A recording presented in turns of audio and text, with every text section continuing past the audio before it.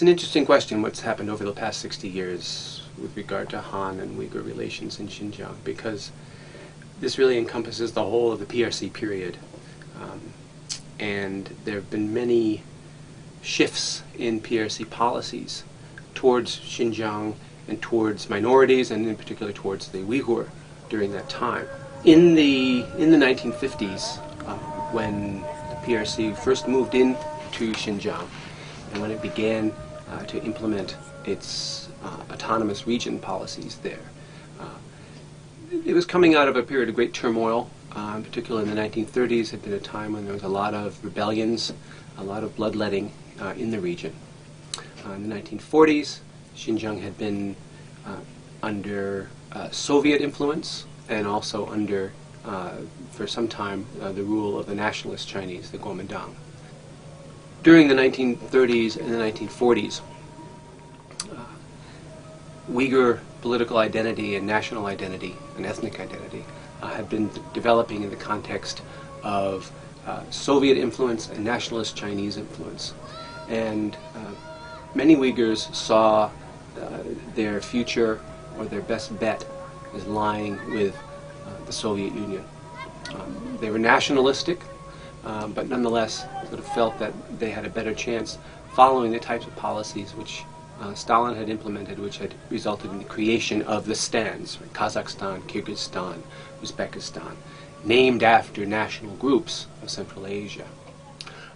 Others felt that they would be better off remaining in the ambit of China, as they had been under the Qing dynasty.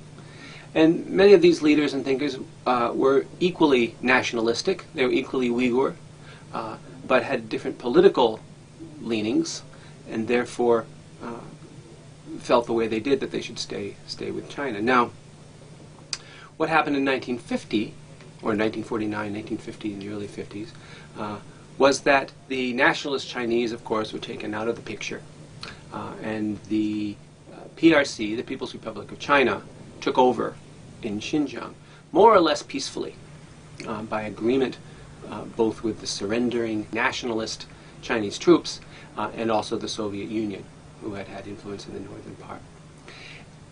The PRC then implemented its own version of Soviet-style nationalist policies,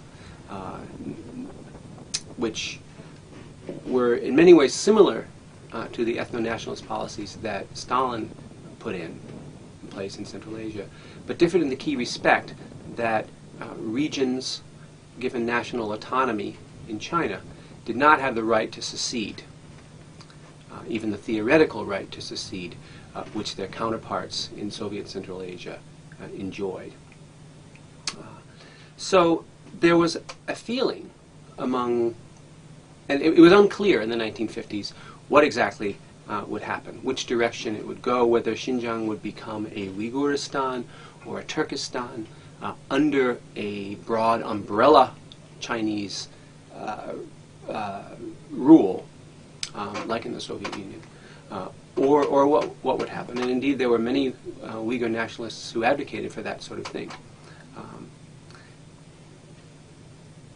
In those early years, when it was still unclear what would happen, there was a good deal of support for the Chinese government, for the People's Republic of Chinese government, and for some of the policies that they implemented, some of the reforms, land reforms, economic reforms, reforms of family life, and so on, were in fact supported by nationalistic or progressive Uyghurs.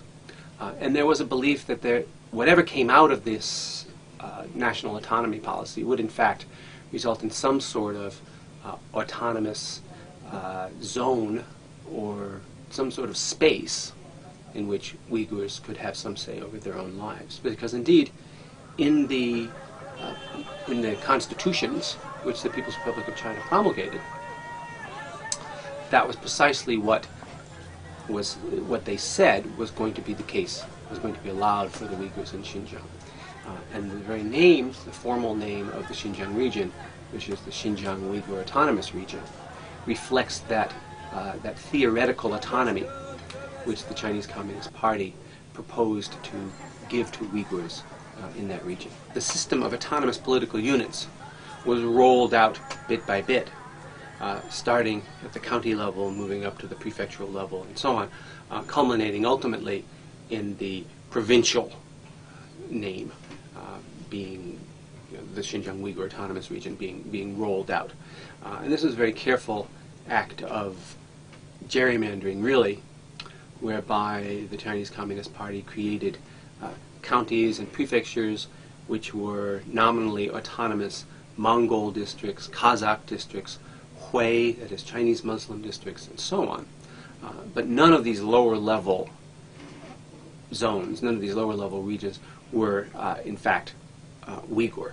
Only the overarching umbrella had the name Uyghur.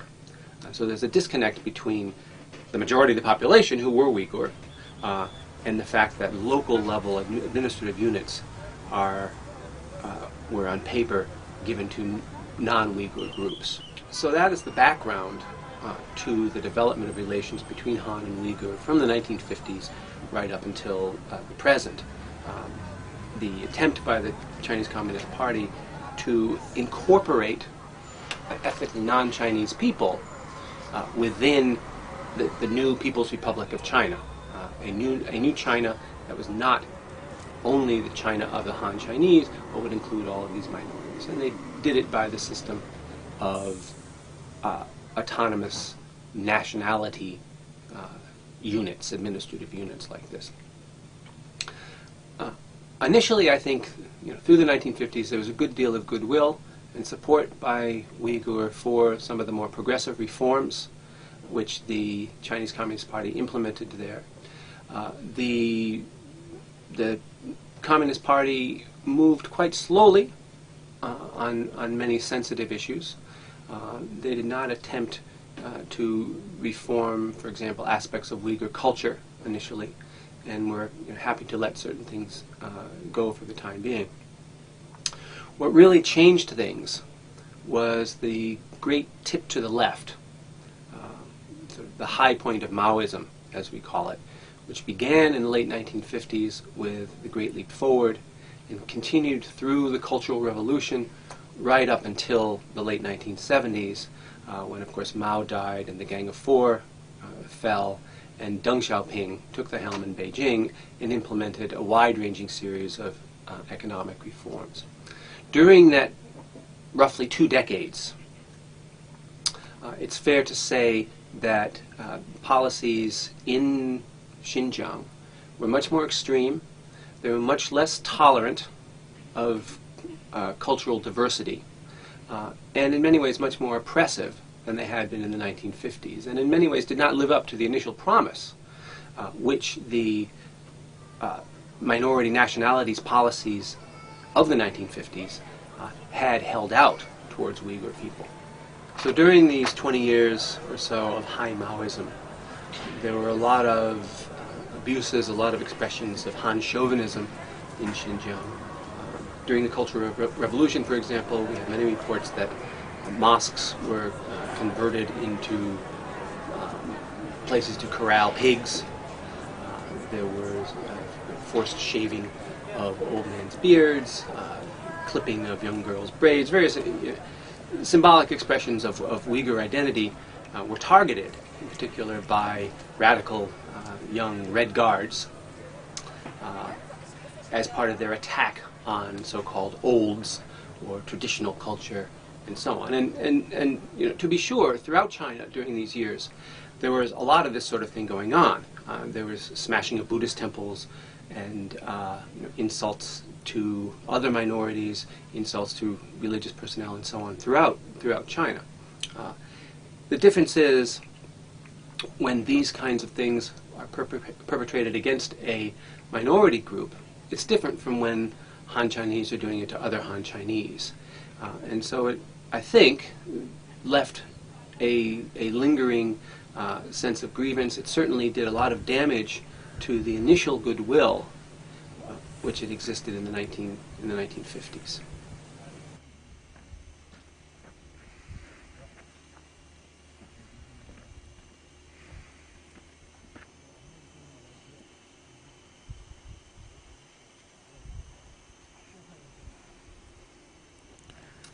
With the end of the Cultural Revolution and the beginning of Deng Xiaoping's reform era, there was several years, almost a decade, in which relations between Han and Uyghur, between the party and Uyghur, improved in Xinjiang.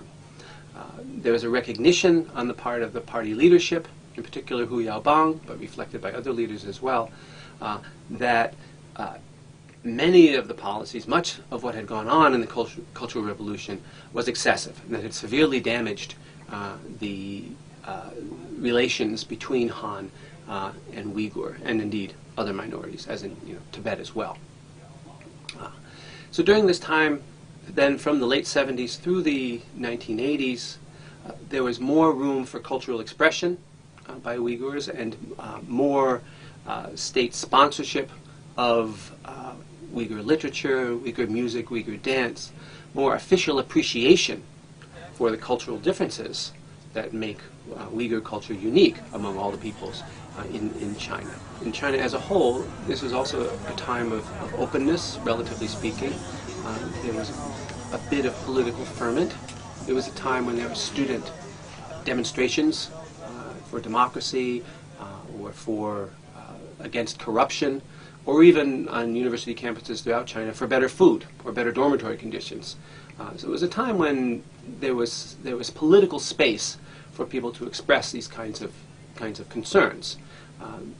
Most famously, the decade ended in 1989 with the big student demonstrations, of course, in Tiananmen Square. Now, during these same years in Xinjiang, there were similar sorts of activity by students and others. Many of the concerns were the same as among their classmates or their cohorts in other parts of China. But there were some ethnically specific and regionally specific concerns. One of these was nuclear testing, which was continuing to go on in the Lap Nor area, in the eastern part of, or southeastern part of Xinjiang. Another of these was the issue of migration of Han Chinese from eastern parts of China into Xinjiang. During the previous 20 years of the Great Leap Forward in the Cultural Revolution era, there had been many hundreds of thousands of Han came in from Shanghai and other areas of eastern China and were resettled in different parts of Xinjiang, many set to farming on reclaimed land and other sorts of things. Many of them wanted to go back, and indeed many of them did. As soon as they were allowed to, they returned to the east. But others had stayed, and this had begun to shift the relative balance of population between Han and Uyghur in the area, and became a political issue. Likewise, the implementation of family planning policies, in particular the restrictions on the number of children that Chinese families can have, in the 1980s was beginning to be applied to more and more Uyghurs, particularly those living in the city, were being subject to more and more restrictions. Still not the full one-child-only restriction that applied to Han families, but 2 children only in the cities, and other limits were beginning to be applied to peasant families in the countryside, peasant Uyghur families in the countryside as well. This was another source of concern. So these kinds of issues, together with the general issues of that students were demonstrating for elsewhere in China, led to several prominent demonstrations in Urumqi and other parts of the region. These and some other incidents, which took on an ethnic flavor or an ethno-religious flavor, began to scare Chinese authorities. Then in 1990, there was a clear, religiously inspired, although really quite small, rebellion in the far southwestern part of Xinjiang in a place called Baran, near Kashgar. And the small number of people who attacked a police station there showed evidence of having planned this in advance. They shouted Islamic slogans, and there was some concern that they might have had connections with Afghanistan or Pakistan, something like that. And as a result of this, the Chinese authorities became extremely concerned and implemented a wide-ranging crackdown, rounded up many, many people, presumably many who were not involved in the Baran incident as well, kept a much closer eye on religious authorities, that is, Islamic religious figures in Xinjiang, and started implementing waves of strike-hard anti-crime campaigns periodically. And these continued through the 1990s and indeed continue up to this day. And so, even while in the rest of China, obviously after Tiananmen there was a period of great crackdown throughout China, but by the mid-90s some of that had begun to let up. In Xinjiang it never really let up, and there's been a continual scrutiny of religion in particular, but of expressions of ethnic identity more generally, from the late 1980s right through to the present in the region. Now, in the reform period, one of the most prominent slogans that you could see around Xinjiang was that of Minzu Tuanjie, of the unity of the nationalities. I started going to Xinjiang in 1990 myself, and getting to know the place, getting to know Uyghur people there, Han people there, people of other minority nationalities there as well. And my sense at the time, although this isn't based on any large statistical analysis or anything, but my sense just from walking around and talking to people at the time is that there actually was some substance behind this slogan of unity of the nationalities. There was a sense of goodwill among people. The Uyghur and Han communities did not mix greatly, but when they did mix, for example, in the bazaars, or if I was riding a bus with Han and Uyghur and so on, I could witness interactions between these communities and see that people were more or less getting along, that educated people from both sides would make an effort to interact with each other in a friendly fashion. And certainly, as far as their interactions with me, they put on a unified face to deal with me. So I had a sense that while there was some tension there, obviously, we all knew what had happened. Nonetheless, there was an interest in trying to work towards better relations between these two ethnic groups in Xinjiang. Through the 1990s and into the 2000s, however, I've really noticed that sense of community, attenuated as it was, breaking down still further. And in more recent years, as I've gone, I've really sensed a much greater kind of tension, greater segregation between the groups, less sense that there really is anything behind the slogan of unity of the nationalities, and indeed, you don't see it. You don't see the slogan as much as you used to, or hear it as much as you used to. If you talk to Han privately, they will complain about Uyghurs, they will complain about affirmative action policies, which are in the books, but how that they are limiting opportunities for Han Chinese. Uyghurs, on the other hand, will talk about how they think the government and the party are stacking the deck against them, and are secretly really behind the Han and not really supporting Uyghurs' efforts to better themselves or to get better jobs or to start businesses. And so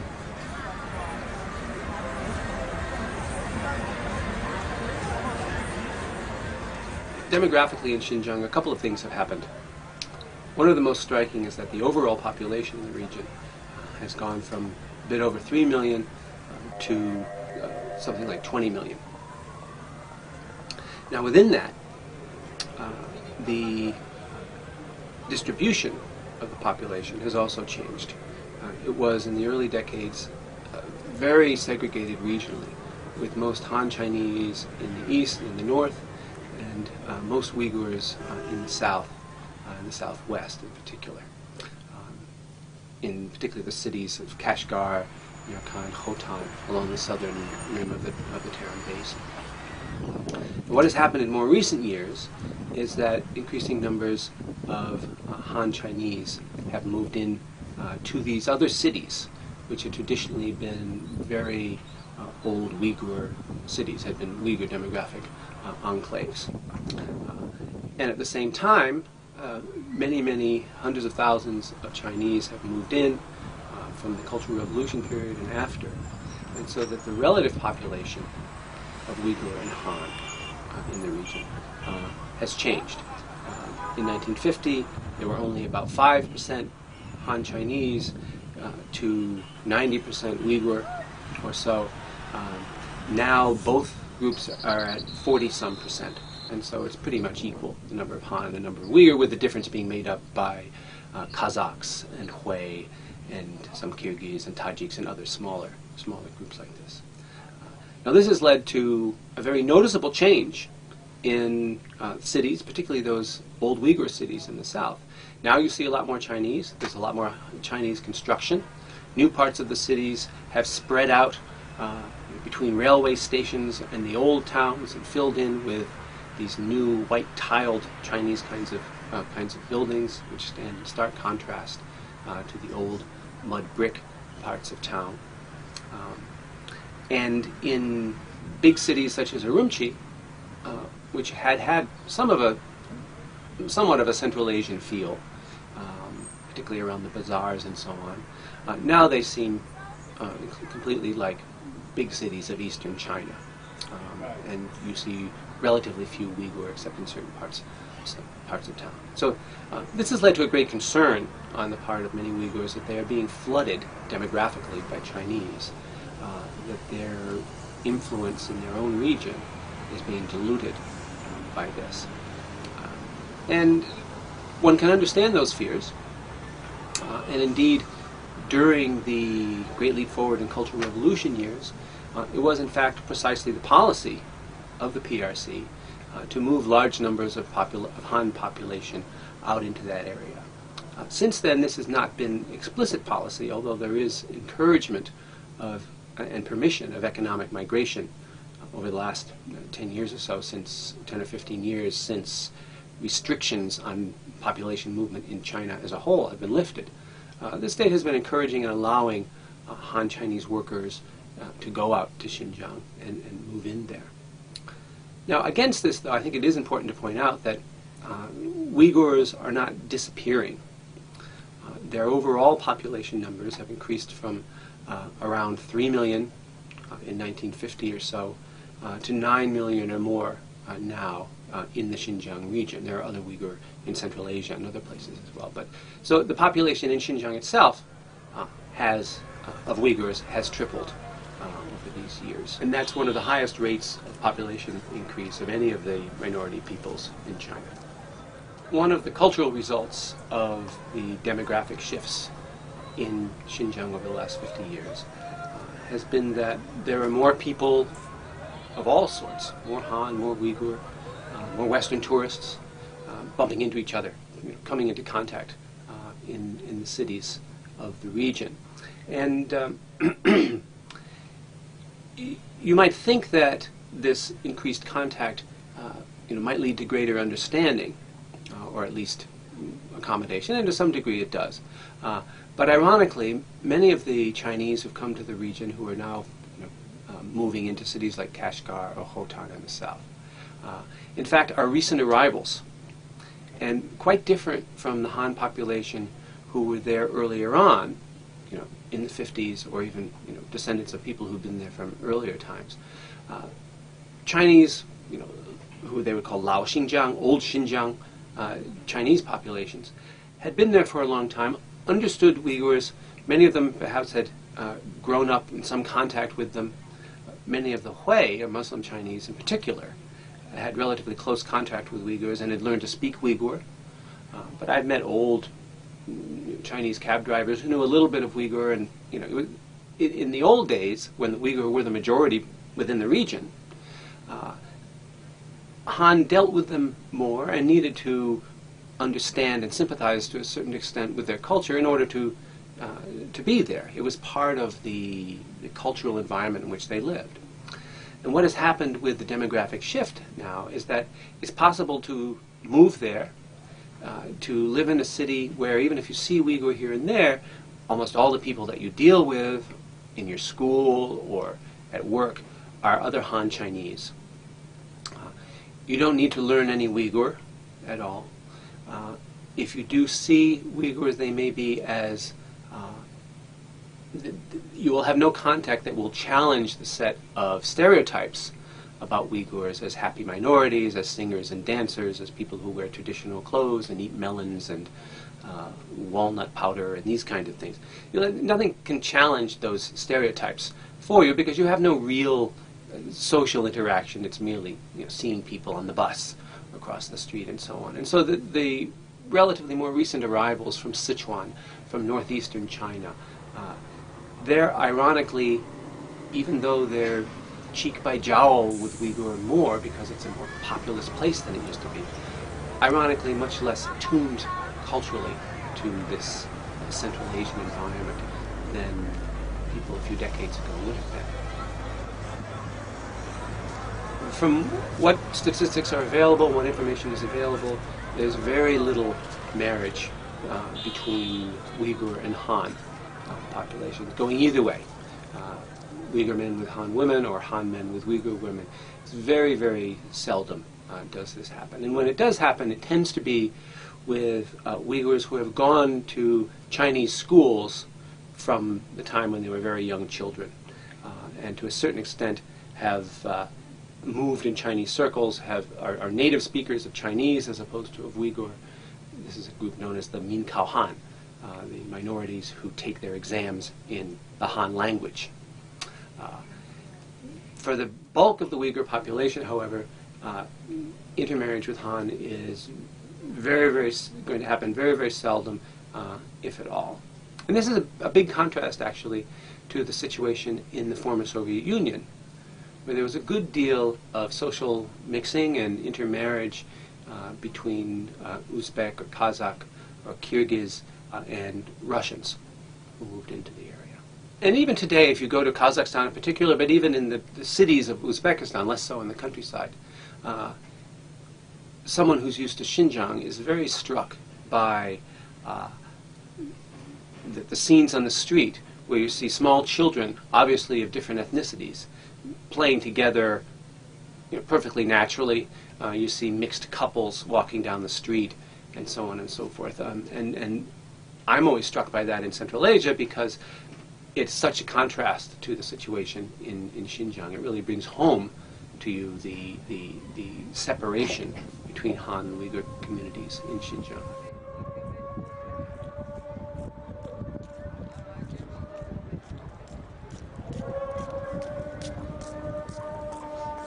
It's hard to separate out religion from other aspects of Uyghur national identity.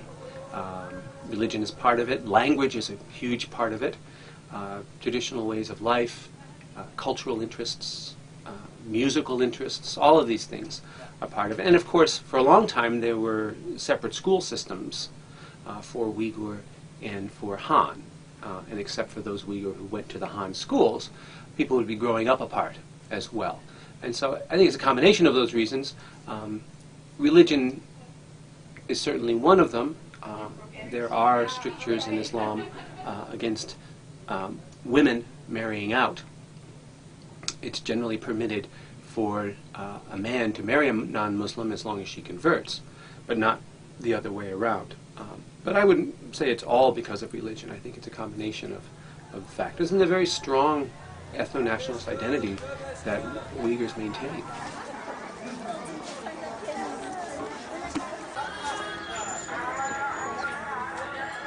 There are consistent reports of inequalities in hiring practices in Xinjiang. In particular, Uyghurs claim that the more modern sector of the economy, the construction sector, the oil industry, other businesses are less willing to hire Uyghurs. And you get the usual kinds of counter-arguments. Again, you hear these all over the world, from Han saying that, well, Uyghurs aren't good workers, or they're lazy, they don't want to do the work, and so on and so forth. We don't have any good statistical data on this. These are all stories and reports, and they tend to come from interested sources on both sides, so it's hard to say. My own guess is that indeed there are some discrepancies like this. There are some problems. In particular in the construction industry, contractors will have a deal with local authorities to build a complex or something like this. The contractors tend to be Chinese, and they have a comfort level working with Chinese workers. And more than that, structurally, they often work with labor contractors or labor bosses who will bring in a whole group of workers from, say, Sichuan province or other places in the east, bring them in en masse, house them in dormitories, feed them, and so on. And this, of course, keeps costs down. It gives a compliant labor force without a lot of local ties. It's a sort of thing which the bosses want to use. So I think there's a lot of that going on. Now, I have heard that there are some efforts to ameliorate this and to use the kinds of laws that, for example, we have here in Washington, D.C. When you build a big project such as a stadium or something, whoever wins the winning bid on the contract is required to hire a certain percentage of local laborers. And I've heard that they're beginning to implement some things like this there. I don't know, and it would be very hard to find out exactly how widespread that is. But there is some sense that there's a recognition of that this is a political problem and that needs to be addressed.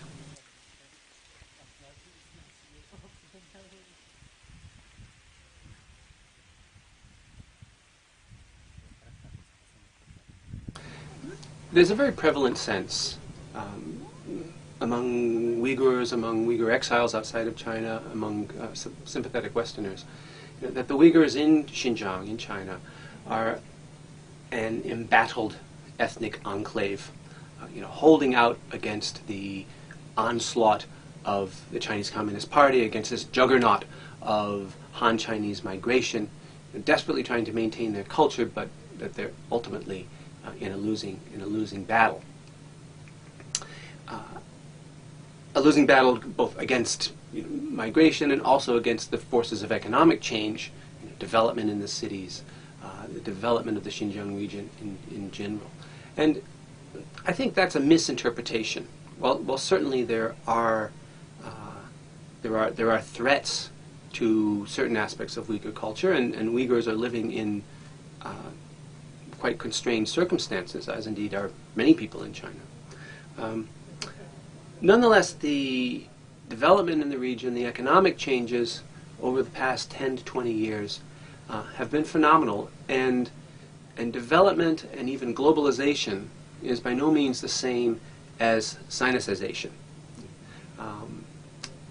For example, in the city of Urumqi and in other larger towns around the region, there has been a shift from how people do their daily shopping and shopping for food.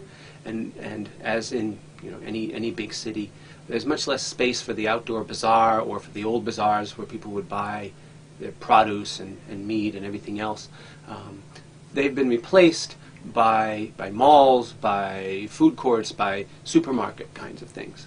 And this is a change that has been much commented on and often decried. But in fact, there is also now a market for supermarkets that cater specifically for Uyghur customers. Some of these are Turkish-owned, some of these are Uyghur-owned, some of these are Central Asian. They stock products from the former Central Asian republics of Uzbekistan and so on, former Soviet Central Asian republics. They stock Turkish products. These things are halal, that is, they're safe for Uyghurs to consume, and they also appeal to their particular sense of style. Cosmetics might be part of it. Just the advertising, the layout of the packaging, the language of the packaging will be in Uyghur, or in even if it's in Turkish, written in Roman letters, there'll be words that Uyghurs readily recognize, unlike Chinese characters. A lot of these things are rather expensive. The lifestyle that revolves around supermarkets or listening to foreign music, or buying and decorating a nice apartment in a city like this.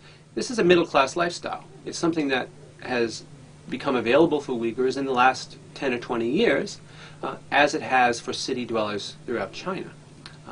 But through this middle-class lifestyle, Uyghurs are nonetheless able to express their own particular ethnic identity. and to make consumer choices that reflect their ethnic closeness to Uzbeks, for example, or Turks, or people to the West, rather than to the Chinese.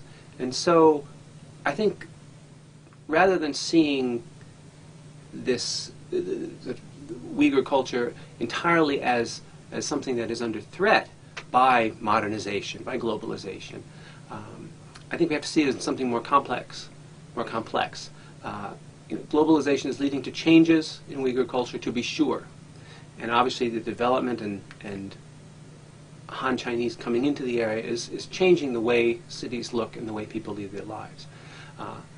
But it doesn't necessarily mean that Uyghur culture is going to disappear, but rather that it is changing itself and seeking new ways to fit into the world.